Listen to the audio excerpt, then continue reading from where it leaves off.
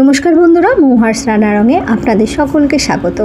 আজ আমি চলে এসেছি আবার একটা নতুন রেসিপি নিয়ে। আজ আমি বানাচ্ছি মাশরুম বাটার মশলা, একদম রেস্টুরেন্টের মতন। প্রথমেই আমি মাশরুমটা নিয়ে নিয়েছিলাম। মাশরুমের গায়ে যে নোকরাগুলো থাকে সেটা আমি ধুয়ে নিয়েছিলাম। ধুয়ে নিয়ে একটু শুকনো করে নিয়েছিলাম। যদি জল বেশি থাকে তাহলে মাশরুম থেকে অনেকটা জল বের হয়, তাই জন্য মাশরুমটাকে আগে আমি শুকনো করে নিয়েছিলাম। দিয়ে মাশরুমটাকে আমি এইভাবে কেটে নিচ্ছি মাঝখান থেকে। যেগুলো একটু ছোট সাইজের সেগুলোকে আমি দুফালি করলাম, আর যেগুলো একটু বড় সেগুলোকে আমি আর একটা মাঝখান থেকে কেটে নিলাম। দেখুন আমার মাশরুমগুলো সব কাটা হয়ে গেছে। এবার আমি একটা মশলা তৈরি করে নেব। একটা মিক্সিং জারের মধ্যে নিয়ে নিয়েছি একটা টমেটোটাকে একটা রাফলি চপ করে নিয়েছিলাম। নিয়ে এর মধ্যে দিয়ে দিলাম কাজু বাদাম। আমি এখানে 5টা কাজু বাদাম দিলাম। আর দেবো এখানে রসুন একটু দিলাম, এখানে 6টা কোয়ার মতন রসুন। আর দিলাম 1 ইঞ্চির মতন আদাটাকে আমি 3 টুকরো করে এর মধ্যে দিয়ে দিলাম। দিয়ে এটা একটা মিহি পেস্ট তৈরি করে নেব। তার আগে আমি এর মধ্যে অ্যাড করে দিচ্ছি ধনে পাতার যে ডাঁটিগুলো হয়, ধনে পাতাটা বের করে সেই ডাঁটিটা আমি এর মধ্যে দিলাম। আর দেবো একটা কাঁচা লঙ্কা। ধনে পাতার চাইতে ধনে পাতার এই ডাঁটিতে বেশি গন্ধ থাকে, তাই এই রান্নায় আমি এই ডাঁটিগুলো ব্যবহার করলাম।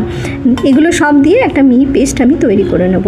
এর মধ্যে আমি রান্নাটা শুরু করে দিয়েছি। একটা কড়ার মধ্যে আমি নিয়ে নিয়েছিলাম সাদা তেল। আমি রান্নাটা সাদা তেলে করব। এখানে বড় চামচের 2 চামচ সাদা তেল দিয়েছিলাম। তেলটা গরম হয়ে গেলে এর মধ্যে দিয়ে দিয়েছি 1/2 চামচ গোটা জিরে, একটা তেজপাতা, আর একটা দিয়েছি এখানে দালচিনি। এগুলো থেকে যখন একটু সুগন্ধ বেরোবে তখন এর মধ্যে অ্যাড করে দেব পেঁয়াজ। এখানে একটা বড় সাইজের পেঁয়াজ নিয়ে নিয়েছিলাম, সেটাকে আমি ছোট করে কেটে নিয়েছিলাম। কেটে এর মধ্যে অ্যাড করে দিলাম। পেঁয়াজটা একটু আমাকে লাল করে ভেজে নিতে হবে। যখন হালকা একটু রং ধরবে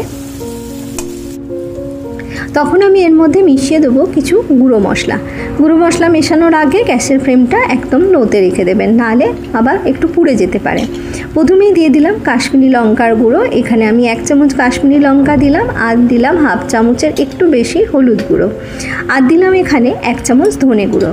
এই মশলাগুলো দিয়ে পেঁয়াজটার সাথে ভালো করে মিশিয়ে দেবো। যাতে মশলাটা পুড়ে না যায় এর মধ্যে দিয়ে দিলাম খুব অল্প করে জল। দিয়ে এটাকে ভালো করে আমি নেড়ে নিচ্ছি যাতে মশলা থেকে তেল ছেড়ে আসে। যখন মশলাটা থেকে একটু তেল ছেড়ে আসবে তখন এর মধ্যে আমি যে টমেটো আর কাজু দিয়ে যে পেস্টটা তৈরি করেছিলাম সেটা এর মধ্যে অ্যাড করে দেবো। এই মশলাটা দিয়েও আমাকে ভালো করে কষিয়ে নিতে হবে। এটা মিশিয়ে দিয়ে যখন একটু কষাবো তখন গায়ে একটু ছিটে আসতে পারে টমেটোটা, সেই জন্য এটাকে গ্যাসের ফ্লেমটা লোতে করে আমি এটা ঢাকা দিয়ে কষিয়ে নেব। এই সময় আমি মিক্সির বাটিটা ধুয়ে অল্প একটু জল এর মধ্যে অ্যাড করে দিলাম। দিয়ে আবারও ভালো করে মিশিয়ে নিয়ে আমি ঢাকাটা দিয়ে দেবো। দিয়ে গ্যাসের ফ্লেমটা একদম লোতে রেখে এখানে 5 থেকে 7 মিনিট এটাকে আমি কষিয়ে নেব। তার মাঝে আমি এর মধ্যে অ্যাড করে দিলাম পরিমাণ মতো নুন।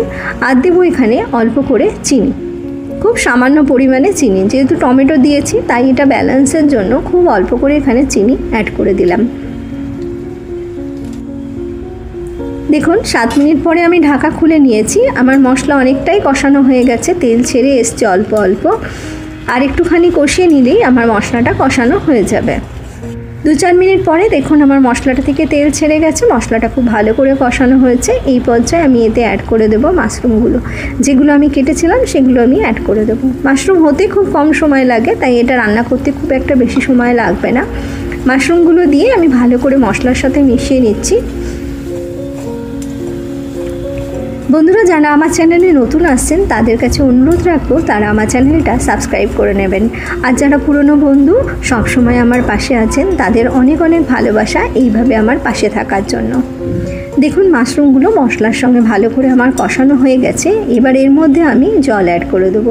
এখানে 1/2 কাপের মতন আমি জল অ্যাড করলাম। বেশি জল দিলাম না, কারণ মাশরুম থেকে একটু জল বেরোয় মাশরুমটা নরম হয়ে যাওয়ার পর, তাই বেশি জল দিলে আমার অনেকটা পাতলা হয়ে যাবে। তাই 1/2 কাপের মতন জল এতে আমি অ্যাড করে দিলাম।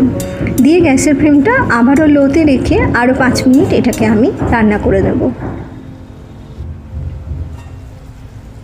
5 মিনিট পরে ঢাকা খুলে নিয়েছি। দেখুন মাশরুম বাটার মশলা একদম রেডি হয়ে গেছে। আমি এই সময় এর মধ্যে মিশিয়ে দিলাম একটু দুধের যে মালাইটা থাকে সেইটা আমি একটু দিলাম। আজকে আমার কাছে ক্রিম ছিল না, যার জন্যই আমি এই মালাইটা ব্যবহার করলাম। আপনারা চাইলে ফ্রেশ ক্রিম এতে অ্যাড করতে পারেন।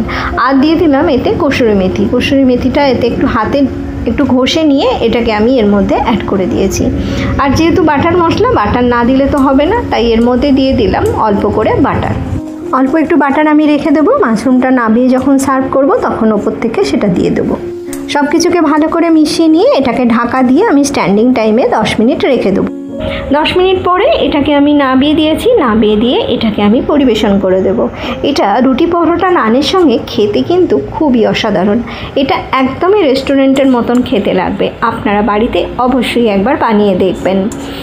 বন্ধুরা, আমার রেসিপিটা যদি আপনাদের ভালো লেগে থাকে তাহলে একটা লাইক করে অবশ্যই একটা কমেন্ট করে দেবেন। আপনাদের কমেন্ট আমাকে আরও উৎসাহ জাগাবে নতুন নতুন রেসিপি বানাতে। আমি আবারও হাজির হয়ে যাব এরকমই নতুন কোনো রেসিপি নিয়ে আপনাদের সামনে। আপনারা ভালো থাকবেন, সুস্থ থাকবেন।